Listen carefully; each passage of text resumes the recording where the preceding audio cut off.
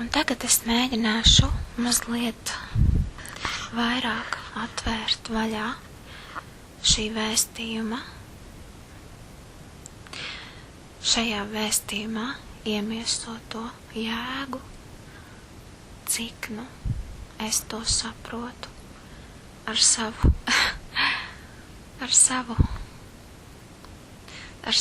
atvērtību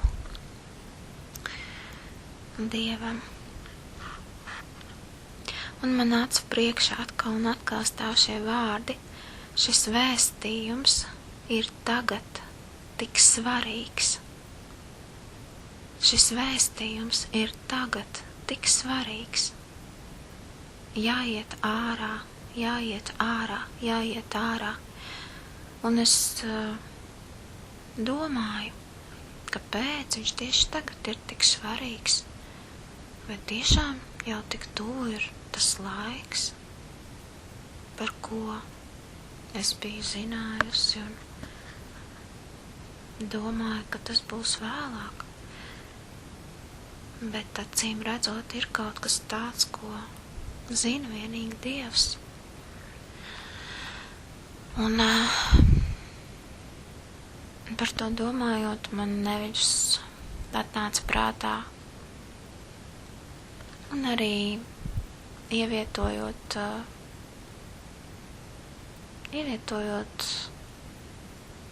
dziesmu dzejoli ar nosaukumu Aicinājums uz vispārēju tautas manifestāciju, kas ir arī pravietisks vēstījums, tāda kā saucēja balss, tautai gatavoties, celties, gatavoties kaut kam tādam, līdzīgi kā pirms atmodas laikos, kas izmainīs kaut ko ļoti būtisku. Un par to domājot, gan par šo vēstījumu, kāpēc tagad tik svarīgs, un par šo aicinājumu uz tautas manifestāciju, man nāca prātā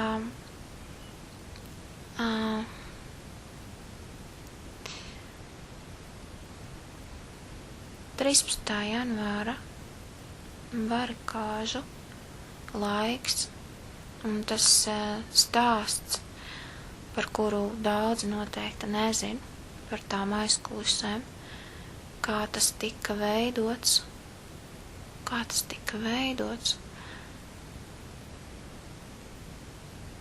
kā patiesībā tas bija kaut kas, uz ko Dievs jau bija saulēcīgi gatavojis, cilvēkiem pilnīgi nezinot par to, ka tieši tajā datumā ir savukārt Padomju Savienības pusē plānotas kādas aktivitātes pret Latviju. Un arī toreiz Latvija bija sagatavota, vienkārši sagatavota, pati nezinot kam. Bet Dievs toreiz sagatavoja latviešu tautu būt tur tajā vietā, kur notika kaut kas izšķirošs, viņai pašai nezinot par to, ka tur kaut kas tāds būs, jo tauta vienkārši pulcējās uz manifestāciju. Un es par to iedomājos, kad mēs cilvēki tik maz ko zinām no šī lielā, globālā pārklājuma, no tām lietām, kuras redz Dievs. Un tad viņš kaut kā mūs vēloties pasargāt, kaut kā vada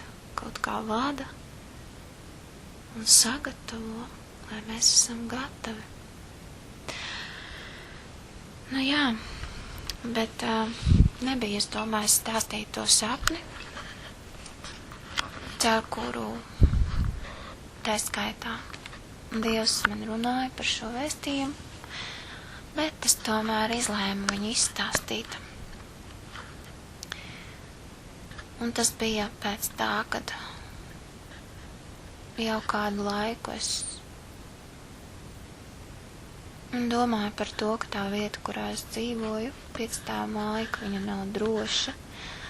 Un tas bija ilgstošākā laika periodā, jau vairākus mēnešus. Un bija kaut kāda tāda sajūta, ka viņas laiks ir iztecējis. Ka vai nu viņa sabruks, vai nu, nezinu, tāda nemitīgi, tāda neizskaidrojama sajūta, ka viņas laiks, jā, ir iztecējis. Un tajā naktī, kad es vienkārši pamodos un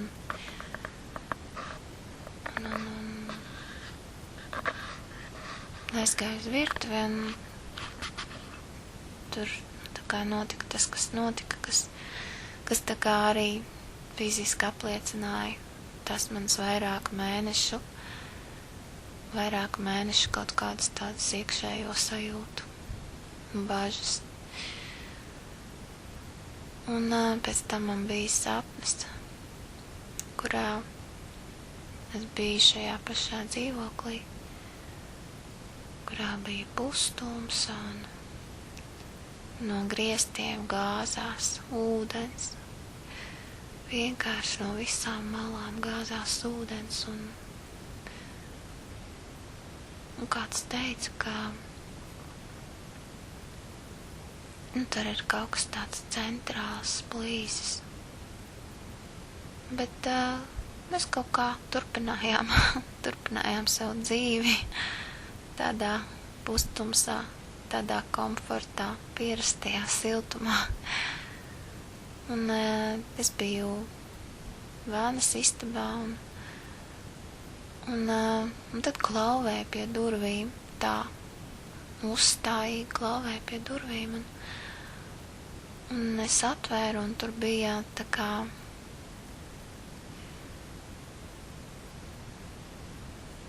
lai to pasaka, tur bija mans zemes tēvs, kā eņģelis, kuru tā kā bija sūtījis debesu tēvs, ar tādu tā kā vēsti no debesu tēva, ka jāiet ārā, un tā sajūta bija tik spēcīga, ka es vienkārši pamodos un visā tajā iepriekšējā šīs nakts kontekstā nesapratu, vai man tagad tūlīt ir jāiet ārā, vai ko man darīt, un ko Dievs ar to grib pateikt. Un tad es tā arī neaizgāju gulēt, es domāju, vai ko tagad darīt, jāiet cilvēku celt augšā, vai kādam jāzvana, jo tā situācija bija tāda saistībā ar gāzi. Un tad es jautāju Dievam, par ko tas ir, un viņš man atbildēja, un tā viņa atbilde bija par šo vēstījumu, un par to, ka tas ir par Latviju, par to, ka tas ir par tautu, par to, ka tas ir par cilvēkiem, un par to, ka viņš nāk un viņš izved mūs pa tādu ceļu, kas noiet gar šo nāves līniju, to nepārkāpjot, ka viņš izved, ka viņš grib izvest mūs ārā no šīs ēkas, vienkārši, kas ir paredzēta lāstam, paredzēta kapam, paredzēta nāvei, paredzēta sabrukšanai. Un tomēr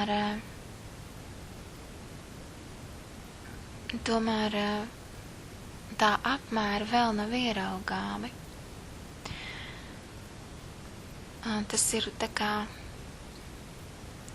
brīdis, šobrīd ir it kā šis brīdis pirms sprādziena, kad telpas piepildās ar gāzi, kamēr cilvēki guļ savā komfortā un mierā. Bet ir tikai viens sērkociņš. Tikai viens sērkociņš līdz šim sprādzienam, un tas ir laika jautājums. Vai arī šis laiks ir tāds, kad it kā,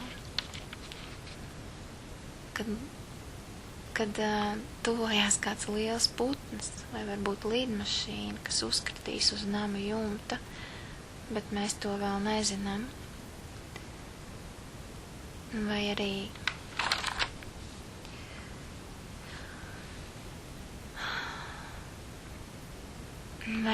kad tas ir kā šī balss, kas aicina, kad jāiet ārā, ka tas ir kā signalizācijas balss, kas maksimāli pirms katastrofas aicināja visus atstāt telpas, izejiet ārā, atstājiet telpas, kā Dieva balss caur signalizāciju vairākās valodās. Un tas ir stāsts par sistēmu. Tas ir stāsts par sistēmu. Tas ir stāsts par Bābeli.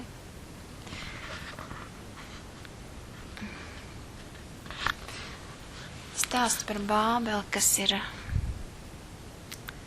ir patēriņa sabiedrība, kas ir Eiropas Savienība, kas ir Eirozona. Un Dievs par to saka: beidziet projām no Bābeles novadiem un glābiet tik viens savu dzīvību, lai jūs nemirstat Bābeles noziegumu dēļ, jo šis ir tā kunga atriebības laiks, viņš atmaksātāji pēc tās nopelna. Bābele bija zelta kaustā kunga rokā, kas apreibināja visu pasauli. No Bābeles vīna dzēra daudz tautas, tādēļ tās zaudēja prātu. Piepeža Bābele ir kritusi un ir sagrauta. Apraudiet šo pilsētu, atnesiet balzām tās brūcēm, varbūt šīs brūces var vēl dziedināt. Mēs gribējām Bābeli dziedināt, bet tā nebija dziedināma. Atstājiet to viņas pašas rīcībā, iesim ik viens uz savu zemi, jo soda apmēra pār to iesniedzas padebešos un pacēs gandrīz vēl līdz pašām debesīm. Jeremijas 51, 6 līdz 9. Jā, un jāiet ārā, tas ir vēstījums. Tas ir vēstījums Latvijai. Latvijai un tās tautai. Padomāt, no kā būtu jāaiziet kā valstī. No šī vecā nama, kurš ir tik silts, komfortabls un iezīsts ar mātes, tēva un televīzijas asinīm. Tomēr šo sistēmu gaida tāda kā nelaime. Tā ir pirms sabrukšanas stadijā. Tas ir it kā būtu plīsusi kāda centrālā caurule, jeb ūdensvads, un ūdens jau gāžas cauri jumtam un sienām.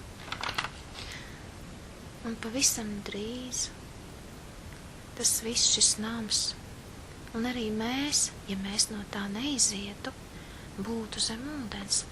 Tāpēc, ka tas, kas nolemts nāvei, tas, kas ir zem lāstes smaguma, jo nav atzinis žēlastību, aizies bojā, jo tā grēku kauss ir pilns. Un es domāju, tas atkal ir stāsts par Latvijas sagatavotību tām, kas notiks.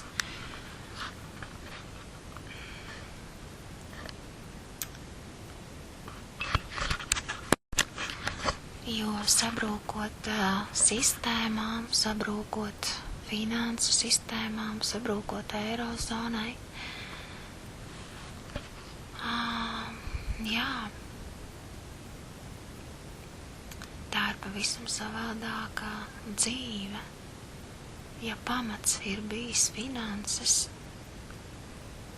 tas, kas ir bijis mūsu asinsrite un mūsu paļāvība, tad ko darīt bez tā, kā dzīvot bez tā. Un tas ir tas, par ko Dievs šobrīd runā. Viņš signalizē, ka ir laiks doties no tā ārā, pirmkārt jau katram pašam sevī, jo tas sākās ar domāšanas maiņu, un domāšana ir viena no lietām, kur ir vajadzīgs visilgākais laiks.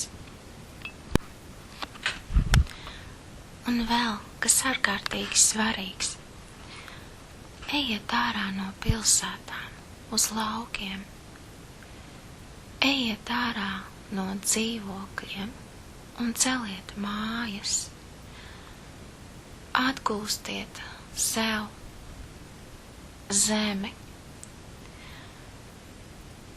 sāciet jaunu dzīvi, atveriet sevī to, kas jūs esat, savus talantus, spējas, atveriet to un sāciet tajā vietā, jaunajā vietā, to apgūt, iedzīvojieties, apdzīvojiet, lietojiet. Ja pilsētā dzīvojot dzīvoklī, labākajā gadījumā uz ģimeni jums nosacīti pieder 7 kvadrātmetri. Tas ir rēķinot nosacītu zemes gabaliņu, kas atrodas zem 5 vai 9 mājas.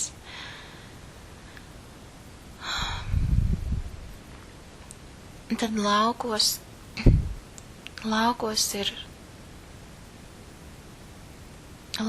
ir brīvība.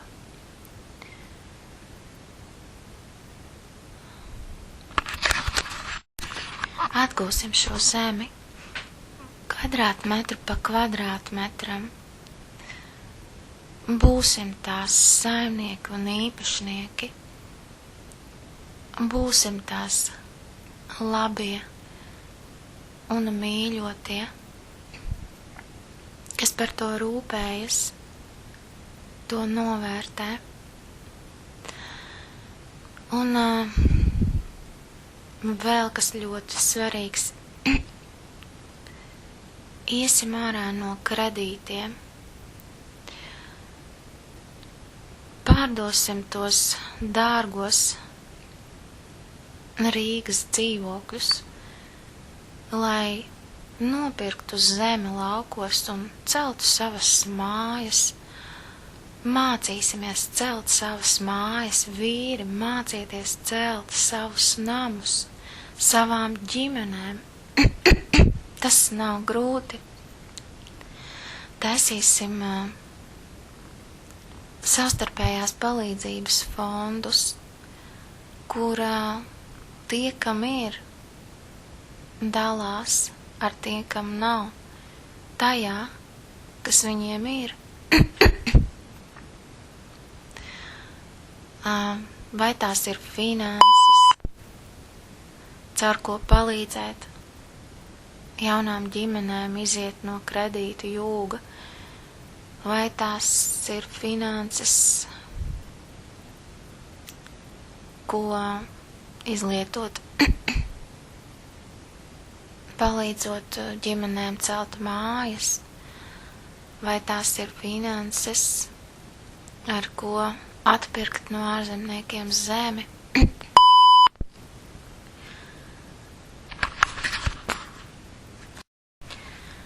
Vai tie ir kādi māju projekti, ko kāds var dāvināt, vai tie ir būvmateriāli, vai tās ir šīs prasmes, kā šīs mājas celt. Iesim tauta kopā un palīdzēsim viens otram nostāties uz kājām šajā zemē un sākt jaunu dzīvi, tādu, kas parūpējas par otru, nevis domā tikai par sevi. Un ar tādu domu tuvākā vai tālākā nākotnē, kā ģimene var veidot savu saimniecību, neatkarīgu no valsts un patēriņa sistēmas, neatkarīgu, lai spētu izdzīvot, kad pienāks laiks. Būsim gudri. Tāpēc otra lieta, ko es redzu šajā Dieva vēstījumā, jāiet ārā, jāiet ārā, jāiet ārā, ir stāsts par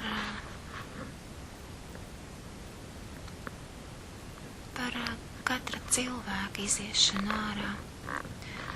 Un es vienkārši nosaukšu tās lietas, ko es tajā ieraudzīju. Kā tā ir iziešana ārā no vecās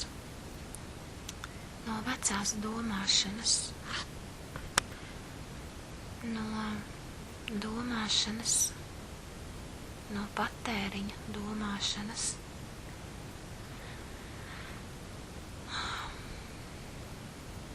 no domāšanas, ko mēs kā tauta esam paņēmuši mantojumā no saviem senčiem.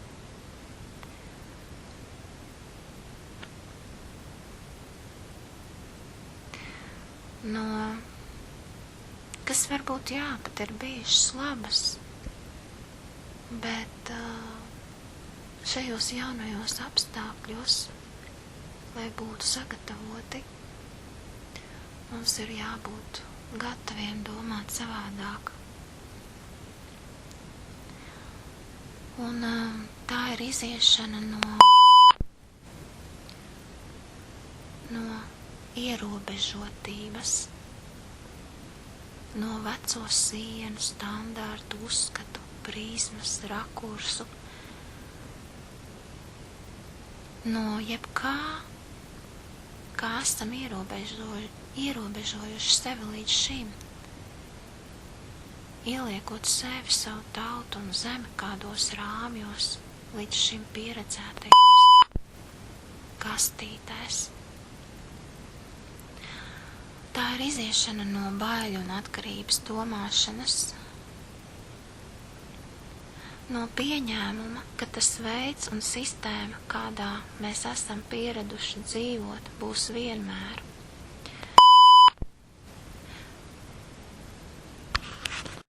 Līdz ar to,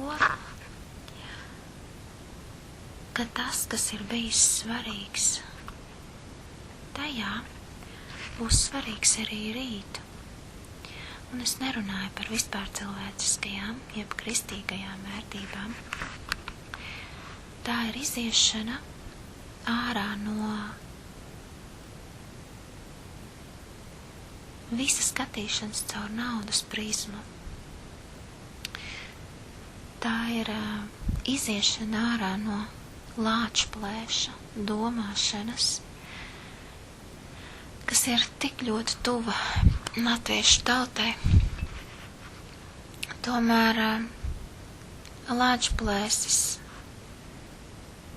savu cīņu zaudēja. Viņš savu cīņu zaudēja tāpēc, ka viņš atdeva savus ausis. Viņš atdeva šo savu spēju dzirdēt Dievu, dzirdēt cilvēku līdzās. Viņš aizgāja cīņas un vardarbības ceļu. Viņš aizgāja tiesas ceļu. Bet tas nav ceļš, kas ved uz uzvaru. Stikla kalnā uzjāja zelta zirgs. Nesautīga mīlestība, kas ir gatava dot savu dzīvību par otru. Nedomājot par sevi.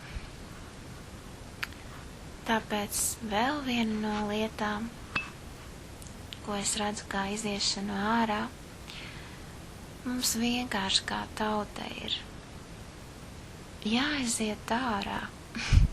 Jāaiziet ārā no istabām, no pilīm, no būdiņām,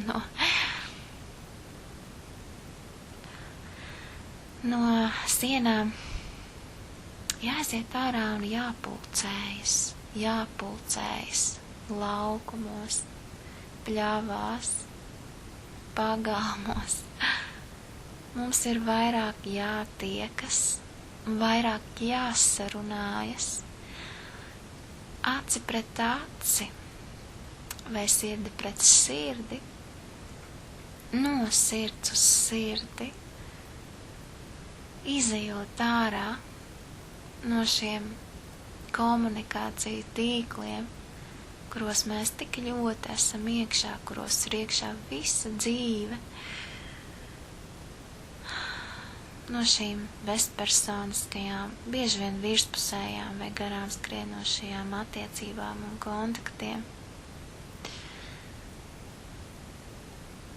kurās mums visa pasaule ir draugi, bet varbūt tā pa īstam viens. Jā, mums ir vairāk jātiekas un jādzied. Mums ir jānāk kopā. Mums ir jānāk kopā, jo Dievs ar atmodu nāks tad, kad mēs būsim kopā, kā viena sirds, kā viena grība, kā viena mīlestība, caur dziesmu. Dziesma ir tā, kas vieno. Un, ja Dievs tā vadīs, un ja Dievs tā vadīs, tad būs vēl kādi vēstījumi, jo sakāmā ir ļoti, ļoti daudz. Jo tas, kas mūs sagaida, ir kaut kas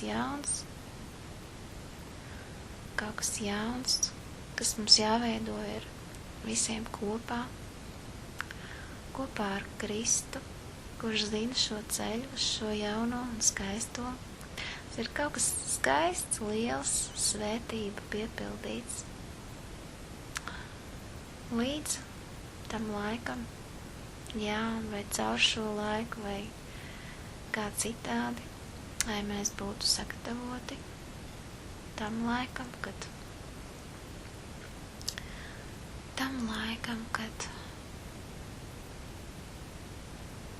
izdzīvos tikai tie, kas būs klintī. Dievs svētī Latviju, un mēs viņam par to no sirds pateicamies.